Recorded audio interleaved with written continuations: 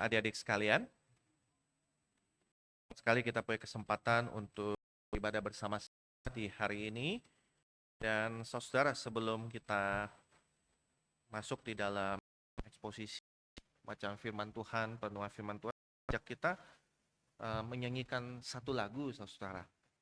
Satu lagu jam Kidung Jemaat, tapi sepertinya jarang dinyanyi, ya. Boleh ditunjukkan nggak di dalam di poin saya? Nah, lagunya itu Jatuh Harga, saudara. Pernah Bapak Ibu, saudara pernah nyanyikan lagu ini? Oh, belum pernah. Dari Kidung Jemaat. Ya. Nah, kita coba lagu ini ya, belajar saudara sama-sama.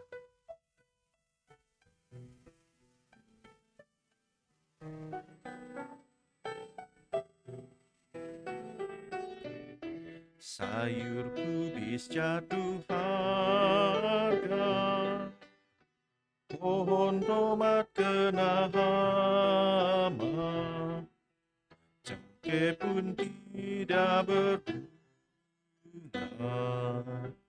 dan jualanku tidak laku.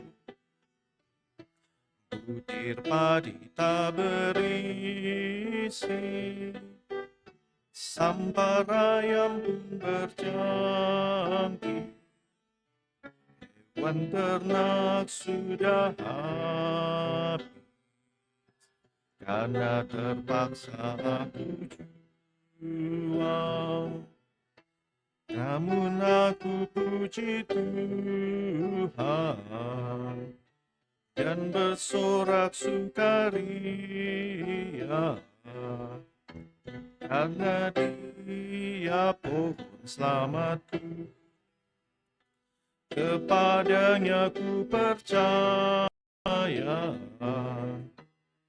ku tidak akan jatuh. Tuhan Allah kekuatanku.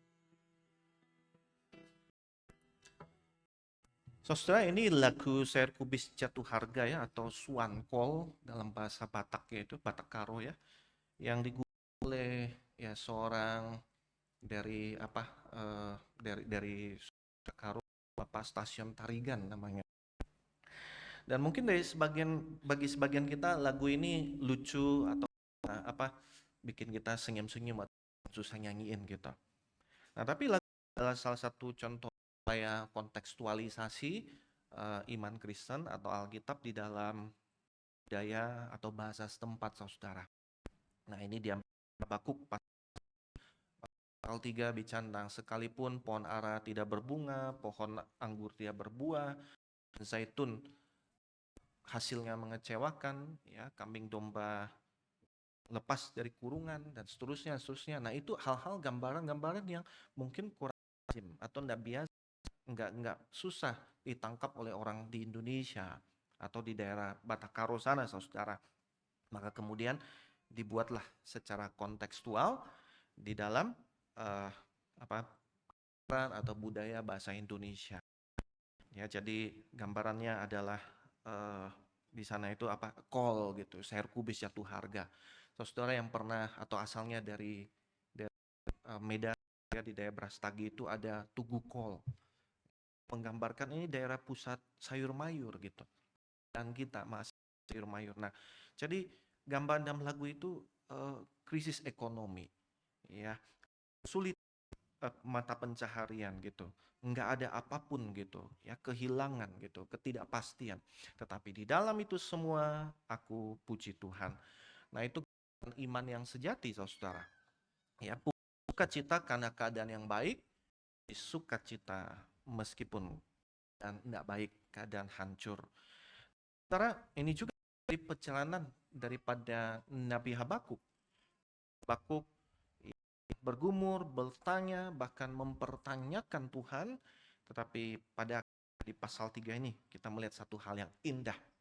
Tapi sebelum kita membaca eksposisi kita berdoa terlebih dahulu. Bapa di surga, kami saat ini datang kepada Engkau. Kami rindu membaca firman-Mu, kami rindu merenungkannya, kami diubahkan oleh firman-Mu pula.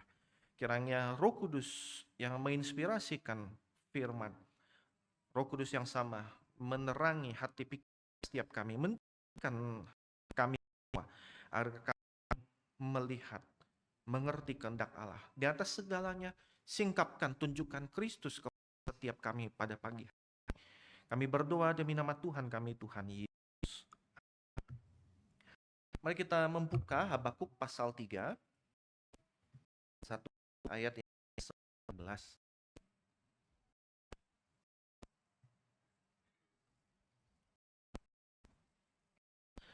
Habakuk pasal 3, 1 sampai ayat 19.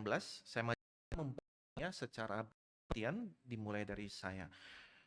Doa Nabi Habakuk menurut ratapan.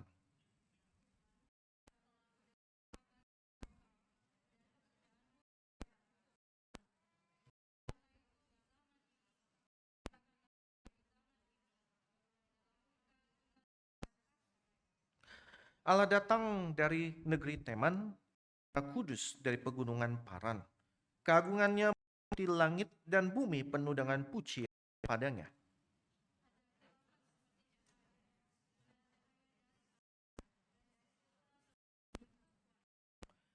Dia berjalan sampai mengikuti jejaknya.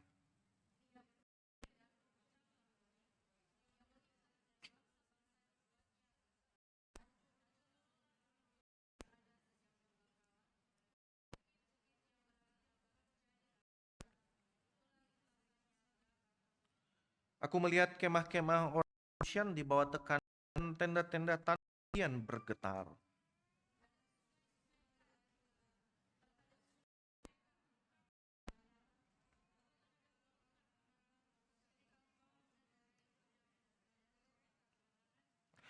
Busurmu telah kau buka telanjang dan kau isi dengan anak panah.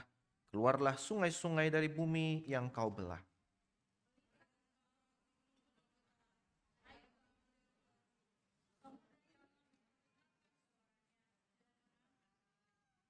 Matahari, bulan berhenti di tempat kediamannya ketika cahaya anak-anak panahmu melesat dan kilauan tombakmu berkilatan.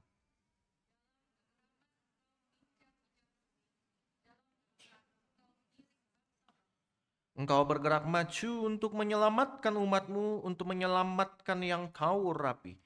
Engkau meremukkan pemimpin kaum fasik, melucuti bagian bawah sampai lehernya.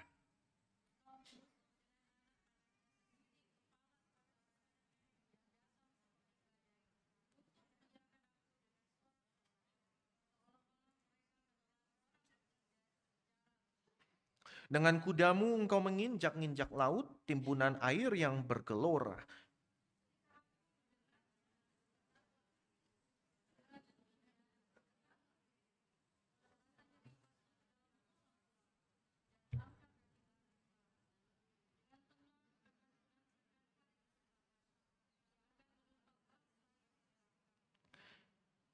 Sekalipun pohon ara tidak berbunga, pokok anggur tidak berbuah, dan hasil pohon zaitun mengecewakan.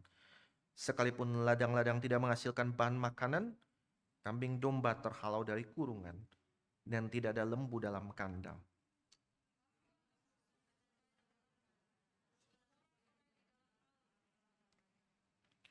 Allah Tuhanku itu kekuatanku, Ia membuat kakiku seperti kaki rusa, Ia membuat aku mampu berjalan di tempat tinggi, untuk memimpin biduan dengan permainan kecapi. Demikianlah firman Tuhan yang tidak bersalah dan yang tidak akan pernah memimpin kita kepada kesalahan. Bapak Ibu, saudara dan juga adik-adik sekalian, untuk memahami Habakuk pasal 3 ini kita perlu review sebentar apa yang telah kita kan di dalam pasal-pasal sebelumnya. Di dalam pasal 1 Habakuk bergumul dengan dosa bangsanya sendiri. Bangsa Yehuda penuh dengan kekerasan, ketidakadilan, kefasikan. Dan ia berseru pada Tuhan, Tuhan sampai berapa lama lagi? Kenapa ya Tuhan ini terjadi? Lalu Tuhan kasih jawaban yang mengejutkan. Ya, dia bilang bahwa aku membangkitkan bangsa Kasdim, bangsa Babel. Oh, aku nggak biarin ya Yehuda di dalam kejahatan. Aku akan hukum. Dan Tuhan hukum dengan memakai bangsa Babel. Bangsa yang ganas, yang kejam, dan yang tidak kenal Tuhan. Habakuk kemudian kembali bergumul, saudara. Kembali bertanya, Bagaimana mungkin Engkau Tuhan, Allah yang kudus, Allah yang suci, tapi Engkau memakai bangsa yang jahat, bangsa yang ganas, yang lebih jahat untuk kemudian menghukum umat-Mu. Dan di pasal 2 Tuhan menjawab lagi. Dia bilang bahwa Babel pun tidak akan lolos daripada penghakiman dan penghukuman Tuhan. Dan di tengah semua itu memberikan satu kebenaran yang menjadi pegangan setiap orang percaya, bahwa orang benar akan hidup oleh percayanya. Saudara, itu perjalanan Habakuk. Habakuk dari keluhan, kebingungan ya kepada pengenalan yang lebih mendalam akan Allah. Akan kedaulatan, dia lebih mengenal Allah lagi, akan kedaulatannya, akan keadilannya, akan kesetiaannya. Dan di pasal 3 ini saudara, untuk menutup pergumulan Habakuk, kita melihat respons Habakuk. Dia tidak lagi berdebat, dia tidak lagi mempertanyakan, yang ia lakukan adalah berdoa.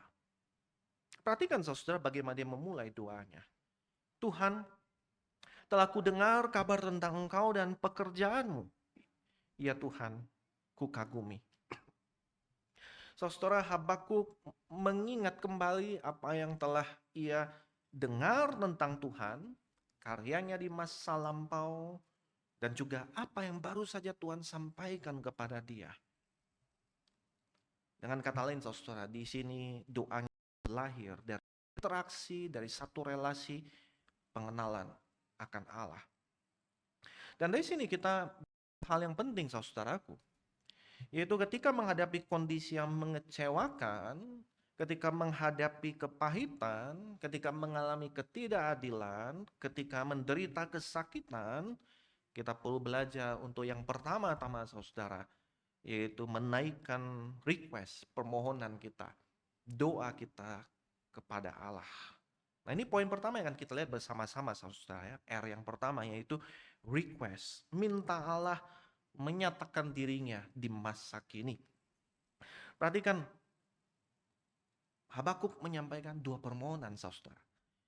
Yang pertama dia minta adalah, Tuhan hidupkanlah itu semua. Semua yang telah aku tahu, semua yang telah aku dengar, hidupkanlah itu di zaman ini, nyatakanlah itu di zaman ini. Habakuk tidak puas hanya sekedar tahu, sekedar dengar, sekedar percaya, tapi dia juga menunggu. Tuhan sekarang tunjukkan itu, nyatakan itu, kerjakan itu sekarang. Saudara, ini hal yang penting. Karena seringkali kita terjebak di dalam ekstrim. Kita satu sisi bisa kagum dengan karya Tuhan di masa lampau. Kita baca Alkitab, dengar kisah-kisah yang membangkitkan iman. Tetapi kita kemudian sudah, itu hanya di masa lampau, nggak dengan masa sekarang. Ya. Atau ekstrim yang lain saudara, kita iman yang pengharapan di masa yang akan datang. Oh itu nanti Tuhan akan bekerja, oh itu nanti Tuhan akan berkarya. Ya, tapi itu nanti bukan sekarang.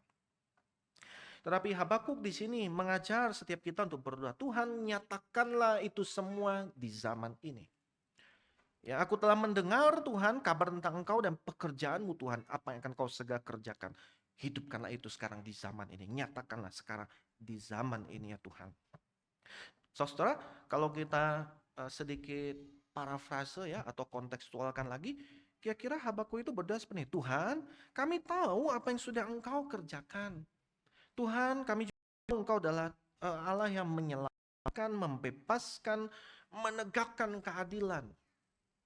Aku tahu Tuhan, Engkau Tuhan yang berdaulat.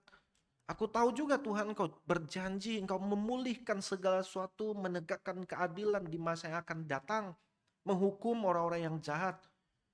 Tapi Tuhan, di hari ini, di dunia yang rusak ini juga, aku minta Tuhan bertindaklah. Nyatakanlah dirimu ya Tuhan.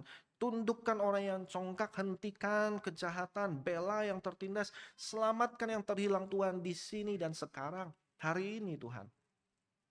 Nah saudara, ini satu doa yang berani sekali. Doa yang bukan hanya praying for, tapi juga praying against. Ya. Nah kadang kita ketika belajar untuk berdoa, misalnya untuk pemimpin bangsa, untuk penguasa, Seringkali diajarkan berdoa untuk praying for ya, doakan untuk kesehatan, kebijaksanaan. Tapi berani nggak kita berdoa praying against, mendoakan agar Tuhan menegakkan keadilannya, kebenarannya, kesuciannya di tengah penyimpangan, di tengah kejahatan. Tuhan tegakkan keadilanmu. Ada yang menyeleweng nih Tuhan, bongkar kejahatannya. Tuhan ada yang menindas ini nggak beres Tuhan, ini tidak sesuai dengan karaktermu Tuhan. Tuhan tolong singkapkan hukumnya Tuhan. Nah saudara, kita diajarkan untuk belajar doa bukan hanya doa yang baik-baik aja ya, yang oke-oke gitu. Pokoknya dikasih kesehatan, memimpin dengan baik, dengan beres, ya doakan buat siapa, pokoknya yang baik-baik aja lah gitu. Tapi kita juga diajarkan untuk praying against, yang mendoakan ketika keadilan Tuhan ditegakkan. Nah, tetapi saudara bisa jadi kemudian berpikir begini, tapi Pak, masa sih kita berdoa itu minta Tuhan membalas atau menghukum gitu? Boleh nggak kita berdoa minta Tuhan balas atau Tuhan menghukum saudara? Nah, di dalam Alkitab kita lihat juga ada Mazmur kutukan. Minggu lalu sempat dibahas ya di dalam pembinaan kita, Mazmur kutukan. Dan dalam sejarah gereja memang ada banyak pandangan saudara ya. Ada yang bilang bahwa Mazmur kutukan minta Tuhan balas, minta Tuhan hukum, itu nggak boleh kita doakan. Itu menunjukkan emosi yang nggak benar, emosi penuh dosa. Ya justru itu membawa kita pada pertobatan harusnya. Itu kata C.S. Lewis, kata Walter Brueggemann seperti itu saudara. Ada juga yang melihatnya sebagai ini bagian dari perjanjian lama.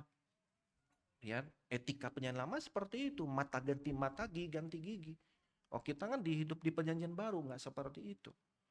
Nah, ada lagi saudara yang bilang bahwa tetap sah.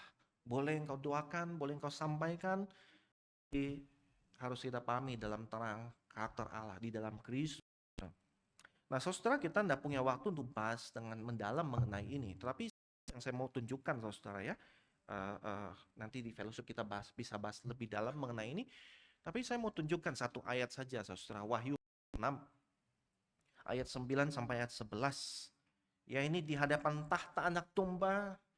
Di saat itu darah para kaum martir yang telah mati oleh karena kesaksian mereka, mereka berdiri di hadapan Tuhan dan mereka berseru dengan suara nyaring, ayat 10.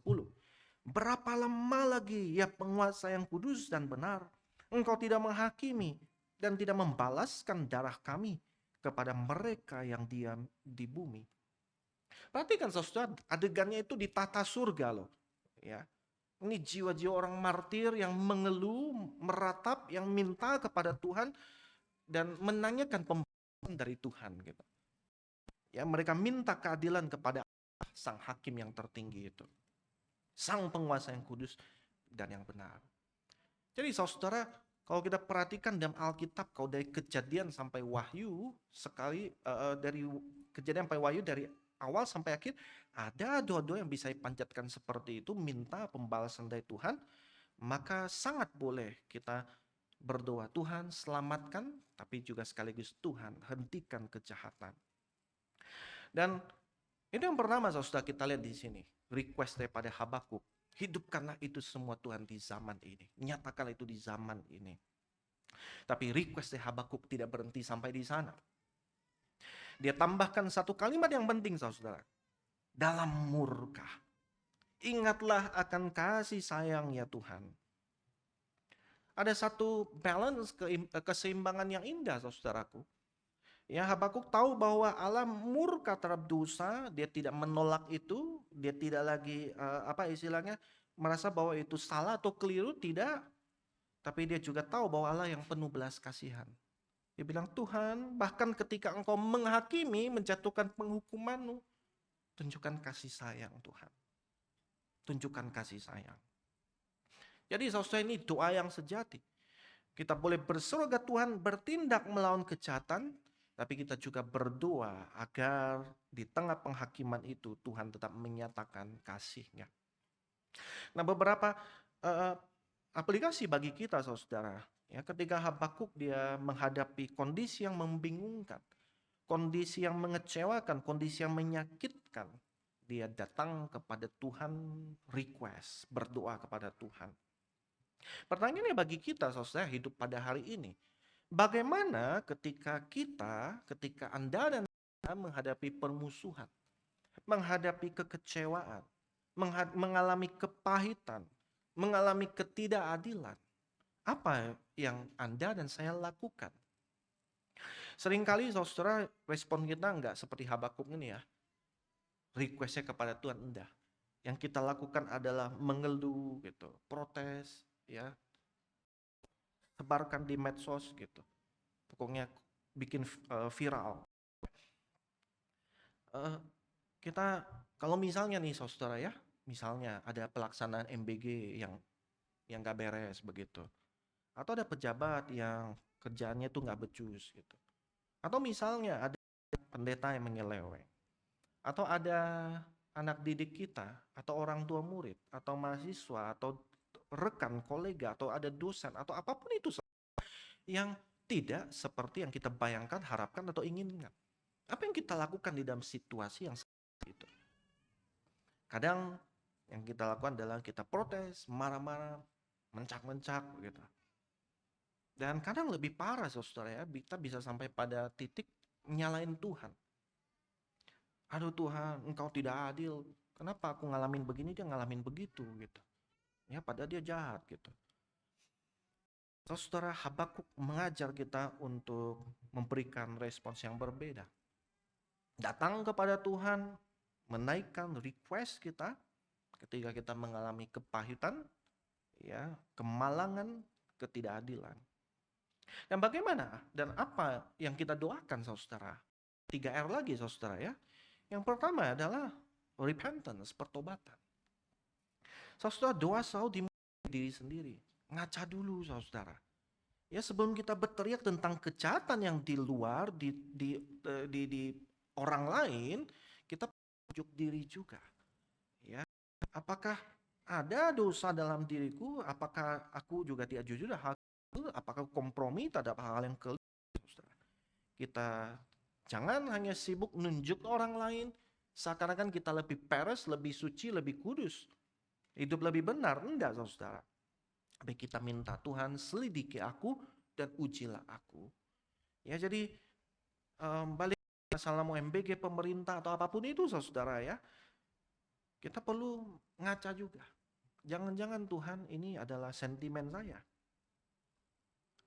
Atau Tuhan, ini karena aku yakin Engkau adalah Tuhan yang suci, Tuhan yang adil, Tuhan yang kudus, dan tidak membiarkan penyimpangan.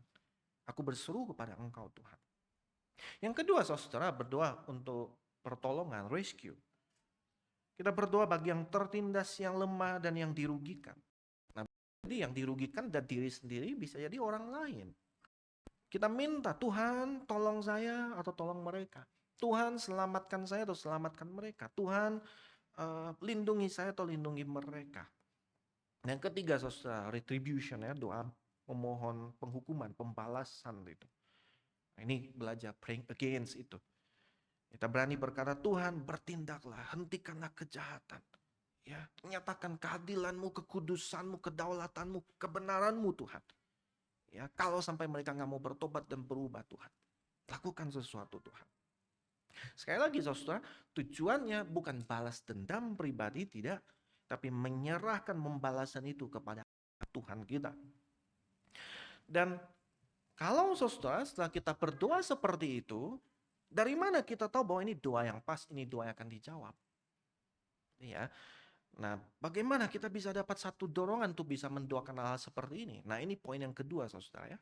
Tapi kondisi yang mengecewakan, ternyata kita perlu mengingat, ya remember, ingat akan karya Allah di masa yang lampau, di masa yang lalu. Perhatikan setelah Habakuk berdoa, Tuhan nyatakanlah karyamu di zaman ini, dalam murka ingatlah akan kasih sayang. Dia tidak stop sampai di request dong.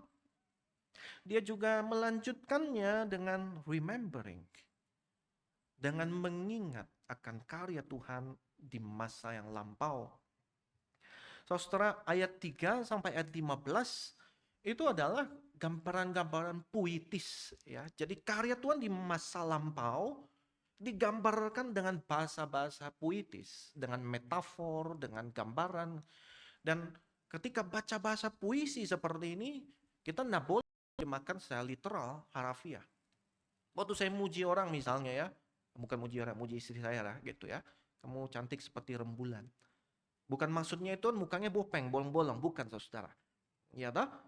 Ya, jadi nggak bisa terjadikan seharafiah, ada maksud estetik gitu yang digambarkan dengan bahasa-bahasa puisi gitu. Dan di sini karya Allah di masa lampau digambarkan dengan bahasa-bahasa yang seperti itu.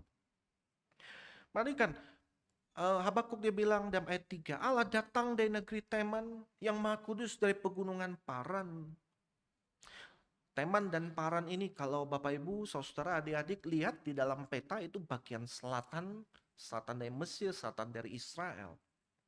Nah, jadi asalnya dari sana ya Tuhan datang wilayah Sinai itu. Nah, ini cara Habakuk mengingat kembali peristiwa besar Tuhan yang datang dari Sinai. Tapi ngapain Tuhan datang dari Sinai? Nah, lihat ayat berikutnya saudara. Ayat yang kelima. Ayat keempat, ada kilauan seperti cahaya, sinar cahaya dari tangannya, dan disitulah tersembunyi kekuatannya. Di depannya berjalan sampar dan wabah mengikuti jejaknya. Nah, ini apa maksudnya saudara? Kapan ada peristiwa wabah dan sampar Tuhan ketika berjalan? Langsung otak kita, oh tentang peristiwa keluaran. Oh, Allah dia datang untuk menyelamatkan umatnya dengan tulah-tulah yang berbagai macam itu. Dia menghancurkan kuasa Firaun untuk membebaskan umatnya. Lalu berikutnya, ia berdiri, berguncanglah bumi. Ia melihat dan bangsa-bangsa dibuatnya gemetar. Hancurlah gunung-gunung yang ada sejak purbakala, bukit-bukit abad-abad menjadi rata. Aku melihat kemah-kemah orang Kusyan di bawah tekanan, tenda-tenda tanah Midian bergetar. Gambarkan raja-raja itu seperti gunung di gunung-gunung bukit-bukit penguasa tuh ya. Tetapi itu sekalipun bergetar, gemetar ketakutan. Kita ingat kisah ketika bangsa Moab ya rajanya itu si Balak itu perlu sewa dukun Bileam. Tolong kutukin dong itu bangsa Israel, kami takut nih gitu. Karena serem sekali banyak dan mereka bisa kalahin Mesir super power waktu itu. Ketika menjelang memasuki tanah Kanaan, kita ingat bagaimana kisah Rahab, kota Yeriko itu. Ya, mereka takut dengan orang Israel. Seluruh tanah Kanaan gemetar ya terhadap bangsa Israel yang dipimpin oleh Tuhan ini. Lalu berikutnya saudara, lanjutannya terhadap sungai-sungai kahya Tuhan. Terhadap sungai-sungai kamu menyala atau terhadap laut keamarahmu ketika kau mengendarai kuda dan kereta kemenanganmu. Busurmu telah kau buka telanjang, telah kau isi dengan anak panah. Keluar sungai-sungai dari bumi yang kau belah. Melihat engkau gunung-gunung gemetar, air bah menderu lalu, samudra dalam memperdengarkan suaranya dan mengangkat tangannya. Matahari bulan berhenti di tempat kediamannya. Ketika cahaya anak-anak panahmu melesat dan kilauan tombakmu berkilatan. Ada gambaran sungai laut di sana yang menggambarkan ketika Tuhan hadir, Tuhan dia membelah laut Teberau, dia juga membelah sungai Yordan supaya umat bisa melaluinya. Tuhan dia yang memberikan kemenangan demi kemenangan terhadap Israel. Dan di sana gambaran matahari bulan berhenti tempat kediamannya. Ya, ketika orang Israel di bawah pimpinan Yosua berperang melawan orang-orang Kanaan yang lagi mau menghabisi orang-orang Gibeon itu, saudara, dia kemudian minta Tuhan tolong hentikan ya matahari dulu supaya saya bisa menumpas habis musuh kami, musuh-musuhmu. Dan Tuhan menjawab doa itu saudara ya, matahari bulan berhenti. Dan kemudian akhirnya ayat 12 sampai 15 memberikan rangkuman. Ya. Perhatikan ayat 13 saudara. Engkau bergerak maju untuk menyelamatkan umatmu, untuk menyelamatkan kau urapi. Ini menjadi inti pusat daripada semua gambaran daripada Habakuk mengenai karya Tuhan di masa lampau. Ya, gunung runtuh, laut terbelah, ya musuh dikalahkan, bangsa-bangsa dihancurkan, itu bukan ya cuma untuk tunjukin Tuhan hebat. Saudara. Tetapi semuanya untuk satu maksud, itu menyelamatkan umat Tuhan. Untuk kebaikan daripada umat Tuhan. Nah, saudara, apa yang Habakuk lakukan di sini? Ia sedang hidupkan kembali kisah Alkitab di dalam benak dia. Dan dia membayangkan bahwa dia ada di dalam kisah itu, saudara. Dan perhatikan, yang dia ingat semuanya adalah sebagaimana permohonan dia. Hidupkanlah itu semua Tuhan di zaman ini. Nyatakanlah itu Tuhan di zaman ini. Dalam murka ingatlah akan kasih sayang. Tuhan, di dalam sejarah Engkau sudah menunjukkan murka dan menunjukkan kasih sayang bersama. Dan sekarang Tuhan, tunjukkan itu di hari ini dan sekarang. Saudara, di sini kita belajar satu hal praktis ya. Mengingat siapa dan apa yang telah dia kerjakan. Masalahnya seringkali kita lakukan yang sebaliknya, bukan? Kita lebih ingat masalah daripada ingat Allah. Kita replay berulang-ulang kekecewaan demi kekecewaan, ketidakadilan yang kita terima. Kita putar ulang ya, fokus kepada apa hal-hal yang mungkin tidak berjalan sesuai dengan rencana kita atau kemauannya kita. Kita sangat jarang saudara mengulang ya di dalam benak kita apa yang telah Tuhan kerjakan, apa yang Tuhan lakukan. Dan di sini Habakuk mengajar kita untuk melakukan hal yang berbeda sekali. Ya, remembering, mengingat, retelling gitu, menceritakan, mengisahkan ulang. Tapi yang lebih penting lagi, restoring, saudara. Mengingat bahwa saya bagian daripada kisah itu. Saya di dalam cerita itu. Ya, sadarkan diri saya bahwa bukan hanya percaya Tuhan membelah laut. Tapi saya percaya Tuhan yang telah membelah laut itu, yang penuh kuasa itu juga adalah Tuhan yang sama yang hari ini, yang adalah Tuhanku. Bukan sekadar percaya bahwa Tuhan setia kepada umatnya, tapi Tuhan yang sama juga menunjukkan kasih setia kepada saya pada hari ini. Dan saudara, dengan melakukan itu semua, baru kita sampai pada titik di mana kita bisa bersuka cita dengan keadaan ideal. Enggak diharapkan, saudara. Dan disinilah kita masuk ke dalam poin yang terakhir, poin yang ketiga. Ya, bahwa berhadapan dengan situasi kehidupan ketika tidak seperti yang kita harapkan, inginkan, maui, ya mengecewakan, kita pun sampai kepada resolve kita. Satu keputusan untuk hidup oleh iman percaya. Bukan hidup dengan perasaan atau penglihatan kita, tapi hidup oleh iman percaya. Saudara, perhatikan, ketika bicara tentang iman, iman bukan berarti sama sekali tidak merasa takut.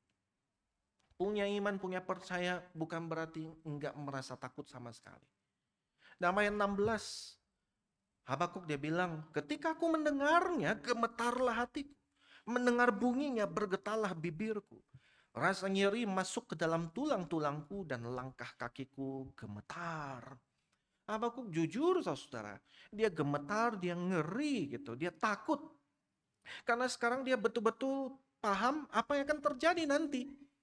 Bahwa Tuhan akan menghukum lewat Babel, Tuhan juga akan hukum Babel. Tapi kalau Tuhan hukumannya akan datang ya lewat Babel, maka yang terjadi adalah perang, kehancuran, kematian, kelaparan, pembuangan.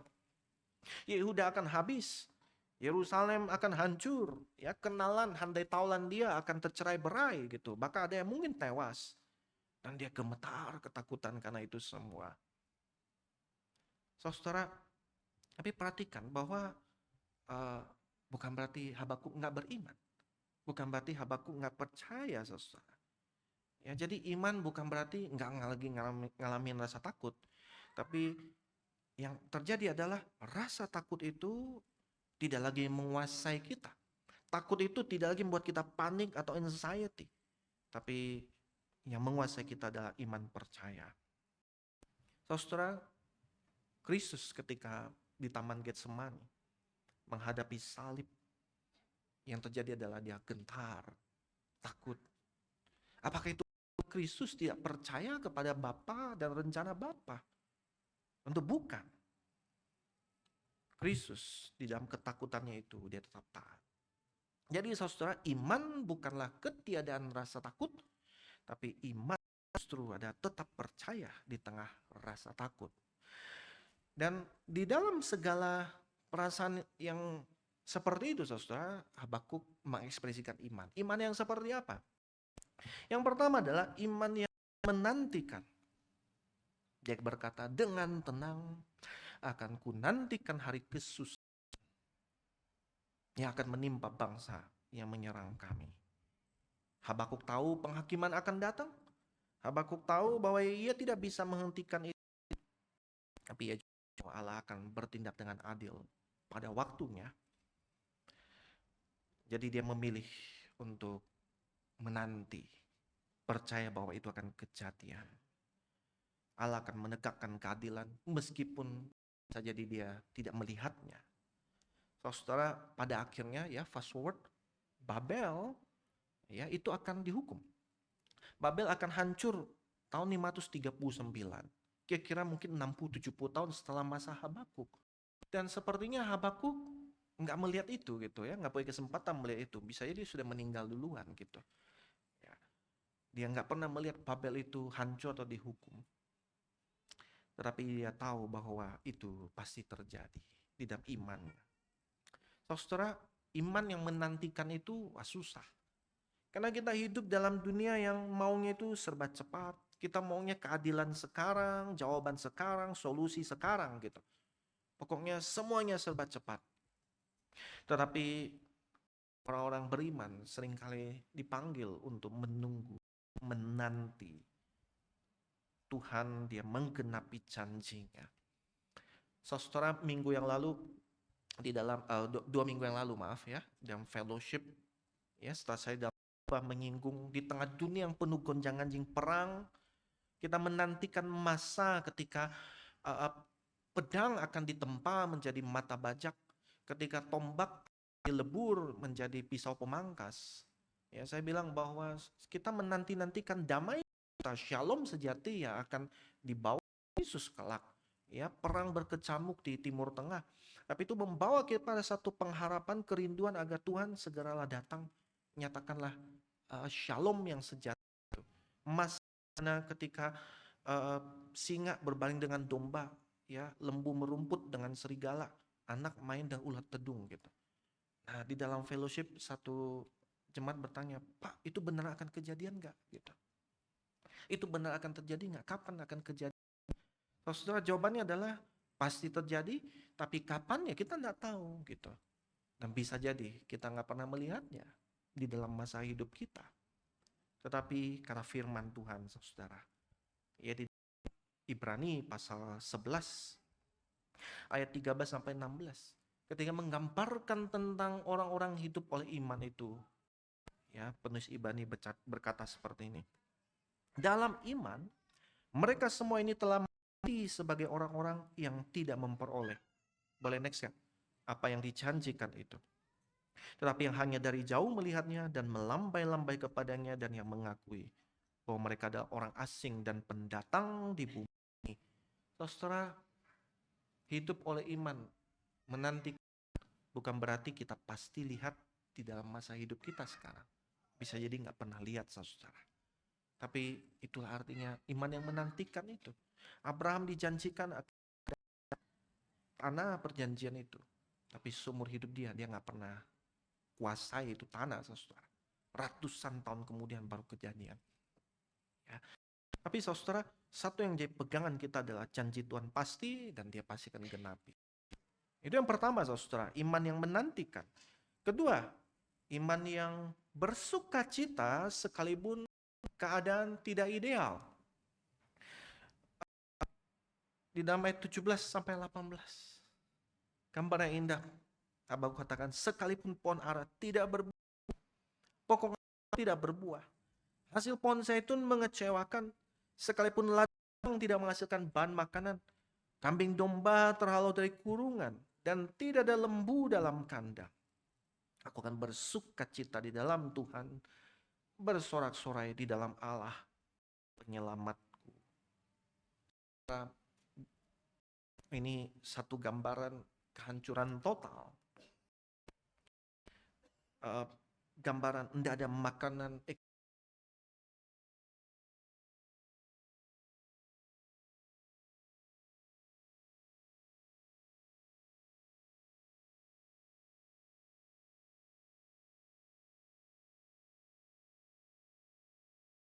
di dalam Tuhan. Aku akan bersorak-sorai di dalam Allah penyelamatku. Saudara, Habakuk bersorak-sorai, bersukacita bukan karena ada hal-hal yang baik, bukan karena ada kondisi lebih better, lebih oke gitu. Ya, tetapi dia bersukacita, bersorak-sorai karena Allah itu sendiri, karena Tuhan itu sendiri. Dia bersukacita bukan karena something, saudara, karena sesuatu, tapi karena satu pribadi, someone. Saudara, ini satu ujian iman yang sejati. Apakah kita bersukacita, bersorak-sorai karena segala berkat-berkat Tuhan, kebaikan-kebaikan Tuhan, hal-hal yang manis dan baik dari Tuhan, atau karena Tuhan itu sendiri? Saudara, ada masa dalam hidup kita. Kita mengalami pohon ara tidak berbunga, pokok anggur tidak berbuah, pohon zaitun hasilnya mengecewakan. Ya, doa kita nggak dijawab, situasi nggak membaik. Tapi saudara, iman yang sejati dalam kondisi seperti itu berkata, Tuhan, Engkau tetap cukup bagiku. Yang ketiga, saudara, iman ditunjukkan di sini ada iman yang memampukan untuk melangkah maju, berjalan lagi. Ya. Habakuk bilang, Allah Tuhanku itu kekuatanku. Ia membuat kakiku seperti kaki rusa. Ia membuat aku berjalan, mampu berjalan di tempat tinggi. Saudara, Habakuk nggak bilang ya, udah deh aku tunggu aja sampai semuanya selesai, ending gitu ya. Enggak, dia bilang Tuhan, dia adalah kekuatanku.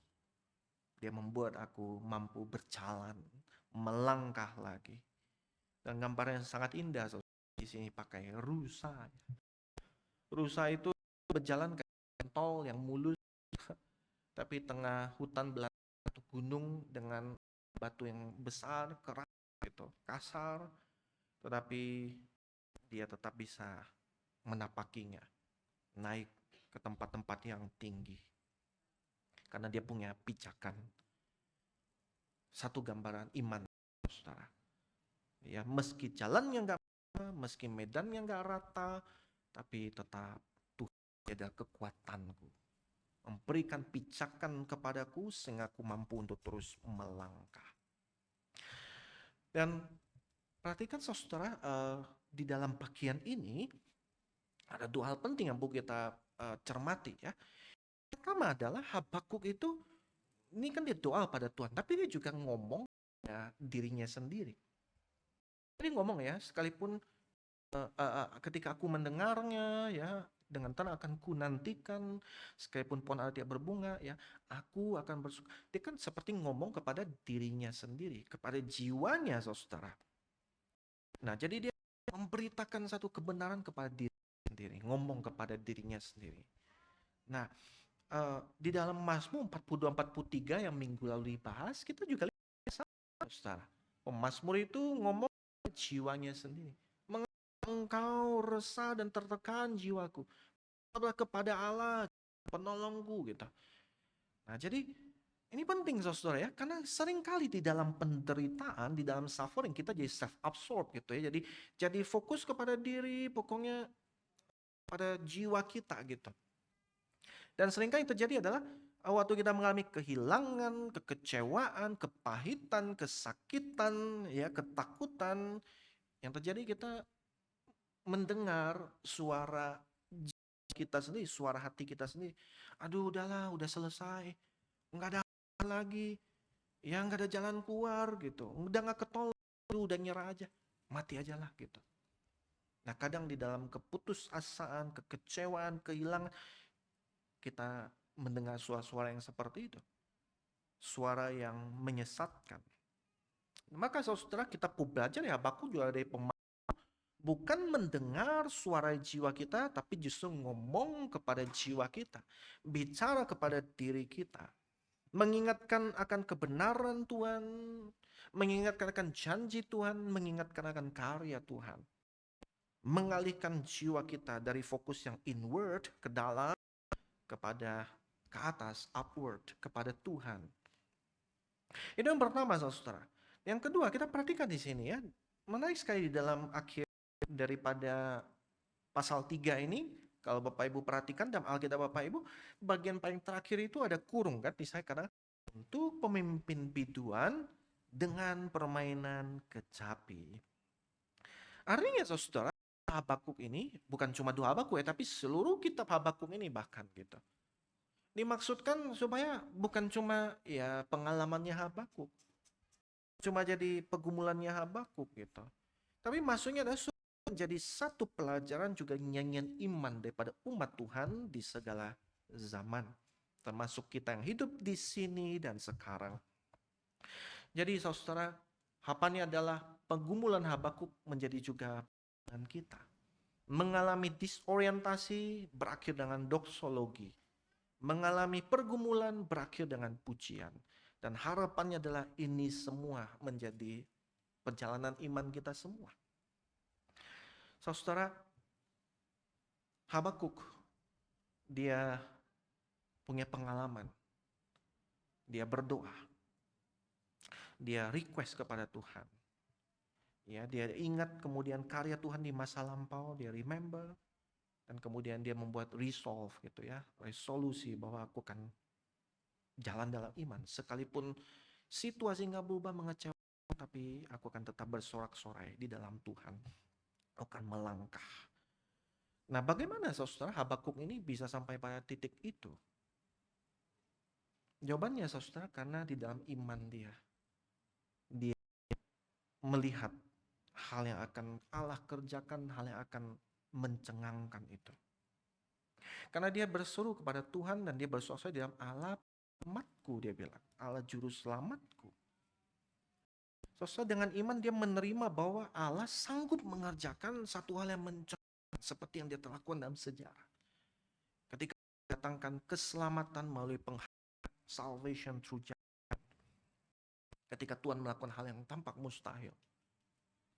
Saudaraku, bagi kita yang hidup di dalam terang perjanjian baru, apa yang Habakuk masih lihat samar-samar, kita telah lihat dalam terang keseluruhan. Di salib Tuhan Yesus Kristus. Di sanalah saudara, doa Habakuk dijawab sepenuhnya. Dalam murka Tuhan, ingatlah akan kasih sayang. Di salib saudara, Allah betul-betul dicurahkan. Tapi bukan kepada kita, kepada Kristus yang menggantikan kita. Di salib kasih sayang Tuhan betul-betul dinyatakan sepenuhnya. Diberikan kepada setiap kita yang butuh diselamatkan. Yesus menerima penghakiman supaya Anda dan saya menerima keselamatan. Yesus Kristus ditinggalkan, dicampakkan supaya kita tidak ditinggalkan, dicampakkan. Itulah saudara, kita punya keberanian bahkan kemampuan. Punya dasar yang kuat, derajat yang tinggi daripada Habakuk ketika menyuarakan request kita. Permohonan kita. Kita tahu bahwa kepada tahta kasih karunia Allah telah terbuka melalui pengorbanan Tuhan Yesus Kristus. Karena itu saya boleh datang, saya boleh request, saya boleh minta. Dan saudara, kita bisa mengingat karya Tuhan di masa lampau. Yang berpuncak bukan di Tebrau, bukan di Sinai, tetapi di Golgota, di Kalvari. Dan kita bisa saudara memiliki satu resolusi iman. Karena kita tahu akhir ceritanya. Kita tahu bahwa kita aman di dalam genggaman Tuhan. Saudara, satu hal yang saya rindukan ya dalam sense negatif, setelah tinggal 3,5 tahun lebih di Manado ini, yaitu banjir gitu. Ya di Jakarta saudara, itu yang namanya banjir itu sering terjadi ya. Eh, Banjir yang kadang-kadang 5 tahunan sekali, itu banjir yang tinggi sekali ya. Saya nggak berharap Manado ini banjir. Saudara, kalau Anda pernah mengalami situasi banjir ya, genangan yang tinggi begitu, ya waktu kita berusaha jalan mengarungi banjir itu, apa yang kita lakukan biasanya saudara? Apa kita lari-lari? Enggak ya, kita jalan pelan-pelan, kemudian kaki raba-raba gitu, supaya ada pijakan gitu. Kalau enggak, takutnya malah jalan dengan cepat, di depan itu got, malah nyungsep gitu. Malah jatuh ke dalam gitu, kelelep gitu. Saudara, kadang hidup bisa jadi seperti kita ngalamin banjir. Airnya itu keruh, nggak tahu ke depan itu seperti apa. Apakah di sana makin dalam atau bagaimana? Ya, semuanya gelap, semuanya dingin dan misterius. Tapi saudara, yang kita butuhkan dalam kondisi seperti itu adalah pijakan gitu. Oh, gitu. Ya, kita menapaki gitu. Ada pijakan. Dan saudara, dalam menghadapi yang seperti itu, kita tahu bahwa kita punya pijakan yang pasti, pegangan yang kokoh, dasar yang kuat, yaitu salib Kristus. Kristus, karena dia telah berkurban, kita punya masa depan. Dialah yang menjadi pegangan yang pasti, pegangan yang kokoh. Yang bukan hanya kita tapaki, justru dia merengkuh kita, memegang dan memeluk erat kita. Karena Kristus telah berkorban, kita punya keyakinan iman. Tidak ada hal yang dapat memisahkan kita dari kasih Allah di dalam Yesus Kristus. Tidak penindasan, kesengsaraan, ketelanjangan, penganiayaan, kelaparan, bahaya, pedang. Tidak ada satupun yang bisa memisahkan kita dari kasih Allah di dalam Yesus Kristus. Keyakinan iman kita adalah, aku yakin bahwa baik maut maupun hidup, baik malaikat maupun pemerintah, baik yang ada sekarang maupun yang akan datang, atau kuasa, baik yang ada di atas maupun di bawah, atau suatu makhluk lain, tidak ada yang dapat memisahkan kita dari di dalam Yesus Kristus. Saudara, dengan pegangan seperti itulah, bahwa kita bisa bersorak-sorai. Seperti Habakuk berkata, Tuhan, sekalipun pohon ara tidak berbunga, pohon anggur tidak berbuah, hasil pohon zaitun mengecewakan. Sekalipun Tuhan, doaku seakan tidak dijawab.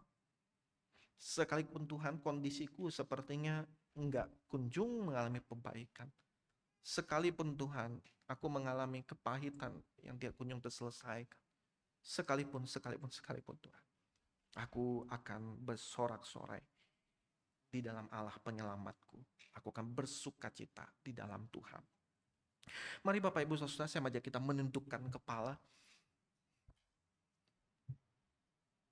Saudara, bisa jadi hari ini kita orang-orang yang telah percaya kepada Kristus, kita mungkin masih ada di tahapan Habakuk, bertanya-tanya, protes, bingung. Atau kita di Habakuk pasal 2, susah. Kita berdiri, berjaga, berharap, menunggu Tuhan menjawab. Kita bisa jadi saudara tahu banyak tapi hati kita mulai lelah. Kita mengerti Injil, tetapi rasanya enggak ada sukacita. Saudara, apapun yang kita alami saat ini, yang membuat kita rasanya, aduh Tuhan, menyalahkan Tuhan. Ya, saudara, jangan lari daripada Tuhan, tapi justru larilah kepada Tuhan. Kita kembali kepada salib. Apa yang telah Kristus lakukan bagi kita. Beritakan Injil itu kepada jiwa kita. Dan biar kita mengambil keputusan iman itu sekali lagi. Sekalipun doaku pun dijawab. Sekalipun keadaan tidak berubah. Sekalipun aku gemetar ketakutan. Tapi aku akan menanti, aku akan bersuka cita, aku akan melangkah. Bukan karena aku kuat, tapi karena Allah, dialah kekuatanku, juru selamatku. Bagi Bapak Ibu, Saudara, adik-adik di sini, Selama ini kita seperti berjalan di tengah banjir, nggak ada pijakan yang kokoh, nggak ada pijakan yang kuat. Waktu hidup kita baik, kita merasa kuat, saudara. Tapi ketika semuanya runtuh, kita jadi goyang. Ketika ketidakadilan terjadi, kita kepahitan. Ketika masa depan gak jelas, kita dengan ketakutan. Kita merasa tidak punya pijakan yang pasti, pegangan yang kokoh. Saudara, hari ini kita mendengar berita firman Tuhan, berita Injil. Kayaknya sekali lagi kita dibawa memandang pada salib Kristus. Di sana dosa kita diampuni, murka Allah ditanggung, dan kasih sayang Allah ditunjukkan. Karena itu pada kita setiap hari ini yang belum percaya pada Kristus, kita diundang untuk datang kepada Dia. Berhenti mengandalkan diri kita dan percayakan hidup kita kepada Dia. Saudaraku di sini yang belum percaya kepada Kristus, mari pada hari ini ketika Kudus bekerja, membuka, menggelisahkan jiwa Anda dan mengatakan pada Anda bahwa kau butuh Kristus, engkau butuh Kristus, maka jangan keraskan hati. Mari kita datang kepada Kristus, seru kepada Dia dan bilang, Tuhan, aku orang berdosa. Tuhan, aku butuh Engkau, juru selamatku, kekuatanku. Ubahkan aku Tuhan, berikan aku iman yang menanti, sukacita dan berharap dan melangkah.